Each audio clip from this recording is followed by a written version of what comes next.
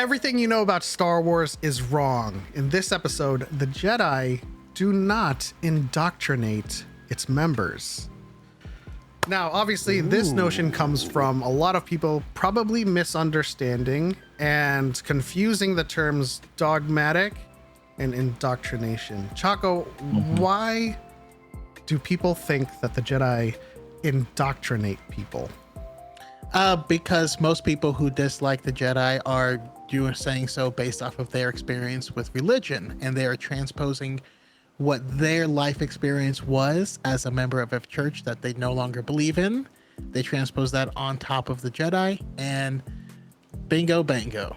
But in reality, the Jedi are not the same. They're not a monolith. They don't believe the same. They don't act the same, and they're always encouraged. I mean, their individuality is always like exemplified, you know.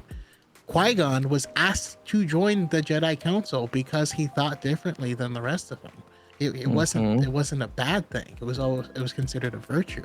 And before we throw it over to Luke for his comments, we have to distinguish the difference between dogmatic or dogma and indoctrination. Now, the Jedi, of course, are dogmatic in that they push this kind of framework to serve the will of the Force, serve the light, and they encourage everyone to do so, much like, you know, you would go to a congregation in a church and you're encouraged to love Jesus or something, just for an example.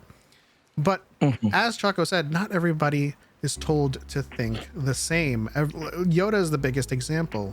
He always speaks in riddles and lets them get to the answer of a question themselves. When in the Clone Wars, Ahsoka had a vision and she came to Yoda for an answer. Yoda said, decide how you're going to interpret this. You must. And, you know, you must always stay true to yourself. And so we've never had any instances in Star Wars, in all of Star Wars, really, of the Jedi telling someone, you should do this, you should act this way, and this is how you should react to a certain situation.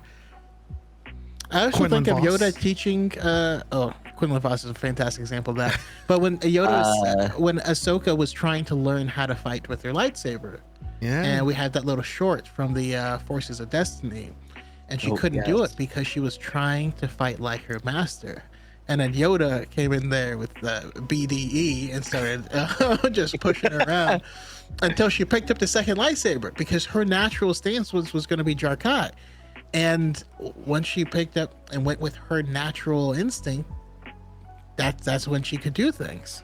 What you were talking about with Qui-Gon is exactly what happens to Elzar Mann as well. Yeah. Like, not getting into any spoilers, there's a situation where the council's like, we want your perspective. And it's very just like, he is very off put, like he's very taken aback. When are people going to understand that the Jedi are the good guys? Like truly the good guys. They like, good guys are allowed to make mistakes. I mean, look at superheroes. Like, Batman's not perfect. Like that's the point. Yes, he is. But don't ask about the Robins. Yeah. Exactly. I think you know what? I think what you're trying to say is the Jedi are the good guys, but, you know, they all have their flaws. You know, and we recognize those flaws and mistakes, and they don't come as a monolith, because, you know, every time we see the Jedi Council convene, they're all kind of like voicing differing opinions, and they're trying to come to a consensus. There's no scene where one person is like, we should do this because it is the will of the Force, and everyone's like, the will of the Force. We must, yes, the will of the Force. They're like, it's not. No, I think we should do that. They all talk about it. The Jedi do not indoctrinate.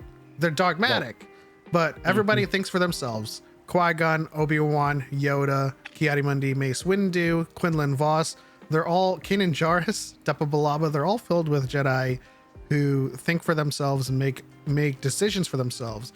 One key example from the Living Force is when, you know, we learn that this one Jedi had recruited someone and did not follow protocol and set them up for success, you know, the people that they were kind of seeking for.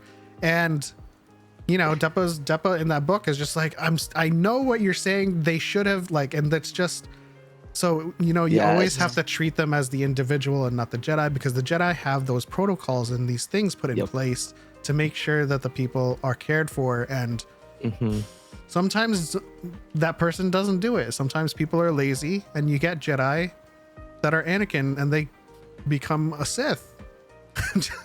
Yeah, it's not uncommon. Like in that book, and that's perfect. By the way, Yariel Poof just moved up in my top 5 after that. Yes. Oh my god. Know who I am. The fact that he makes his like, he's been around for so long that he's just like, I'm gonna make it everybody's problem that I'm this old and I want to change things up, and that's just perfect. I love that.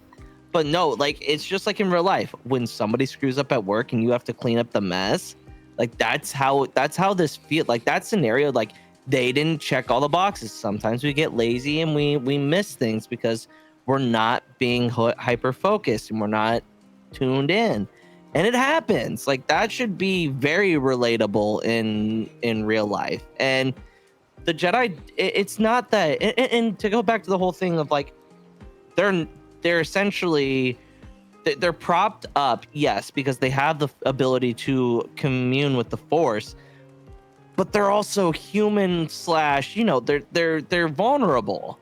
They're allowed to make mistakes. They're not perfect, and we see that all the time.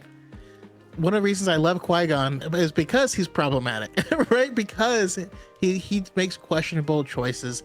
You know, you can't just mind trick people and rob them and stuff like that. That stuff is not quite okay.